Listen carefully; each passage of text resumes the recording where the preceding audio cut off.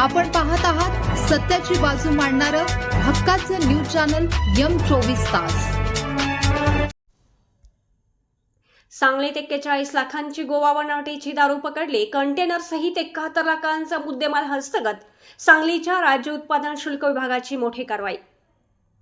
सांगलीच्या राज्य उत्पादन शुल्क विभागाने आज एक कंटेनर पकडून त्यातून 41 लाखाची गोवा बनावटीचे दारू साठा पकडला आहे।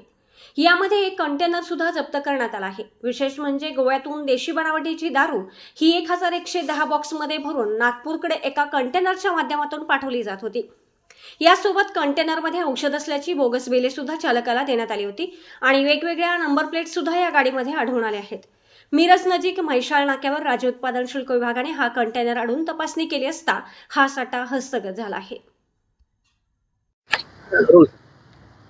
आज रोजी निरीक्षक राज्य उत्पादन शुल्क मिरज विभाग यांना मिळालेल्या गोपनीय बातमीच्या आधारे मिरज पंढरपूर रोडवरती सापळा लावून अवैधरित्या गोवा बनावटीची महाराष्ट्रात आणलेली सुमारे 1050 बॉक्स बनावट देशी दारू पकडण्यात आलेली आहे। सदरील केसचा एकूण मुद्देमाल हा 71 लाखाचा मुद्देमाल आहे। सदर केसमध्ये बनावट देशी दारू ही तीन बनावट नंबर प्लेट तसेच 3 बनावट औषधांचे बिल दाखवून वाहतूक करण्यात येत होती।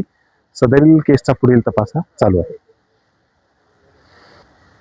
सदरील केसचा वाहनाची किंमत ही 30 लाख आहे आणि एकूण मुद्देमाल हा 71,36,000 आहे।